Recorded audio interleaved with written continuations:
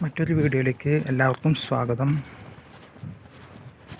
ഇറ്റലിയിലിപ്പോൾ സിസിലി എന്ന ഭാഗത്ത് തണുപ്പ് അല്പം കുറഞ്ഞു വരുന്നൊരു സന്ദർഭം കൂടിയാണ് ഏപ്രിൽ. ഇന്നിപ്പോൾ ഏപ്രിൽ 11 തണുപ്പിന് നല്ല ശമനമുണ്ട്. എന്നിരുന്നാലും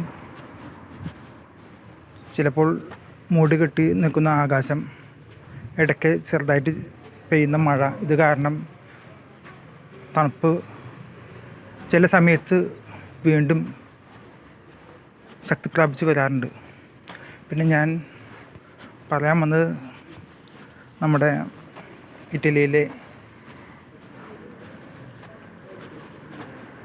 ഓൾഡ് ഏജ് കെയറിൻ്റെ ജോബിൻ്റെ സാധ്യതകളാണ്. വളരെ മങ്ങിയ ഒരവസ്ഥയിലാണ് ഇപ്പോൾ അത്തരം ജോലി സാധ്യതകൾ ഇപ്പോൾ നിലനിൽക്കുന്നത്.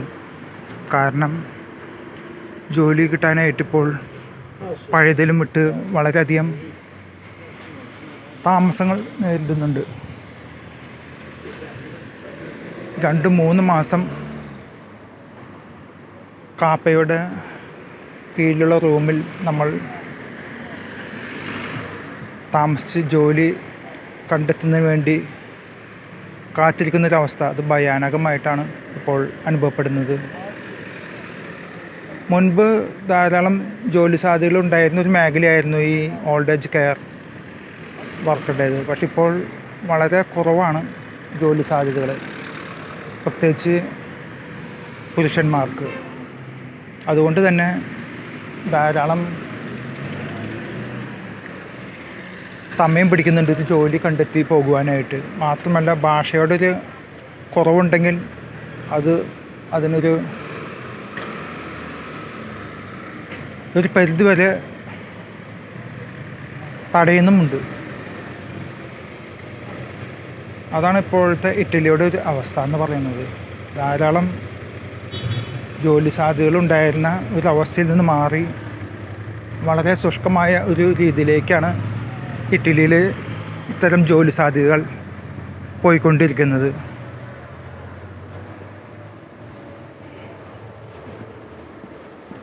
മുൻപ് മലയാളികളുടെ ഒരു പ്രധാന ഒരു ജോലി വിഭാഗം എന്ന് പറയുന്നത് ഈ old age care home work തന്നെയാണ്.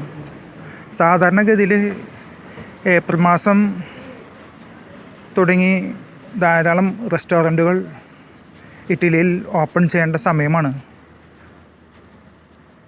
ചൂട് കാലം തുടങ്ങുന്നതോടെ പൂട്ടിക്കിടന്നിരുന്ന റെസ്റ്റോറൻറ്റുകളെല്ലാം ജീവൻ വയ്ക്കുന്നൊരു സമയം കൂടിയായിരുന്നു ഈ സമയം. അങ്ങനെ വരുമ്പോൾ ഓൾഡ് ഏജ് കെയർ ഹോമിൽ ജോലി ചെയ്തിരുന്ന ആളുകൾ അവ വിട്ട് റെസ്റ്റോറൻറ്റ് ജോബിലേക്ക് പോകും. കാരണം അവിടെ കൂടുതൽ സാലറി കിട്ടുന്ന ഒരു രംഗമാണ് റെസ്റ്റോറൻറ്റ് മേഖല.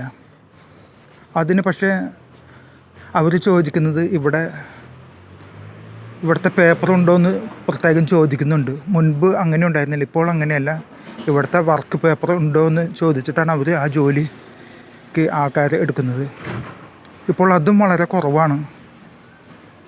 എന്തോ റെസ്റ്റോറൻറ്റ് മേഖല ഇപ്പോഴും സ്റ്റാർട്ടായിട്ടില്ല എന്നാണ് ഇതിൽ നിന്ന് മനസ്സിലാവുന്നത്. അതോ എന്താണ് അതിൻ്റെ ഒരു അവസ്ഥ എന്ന് മനസ്സിലാവുന്നില്ല.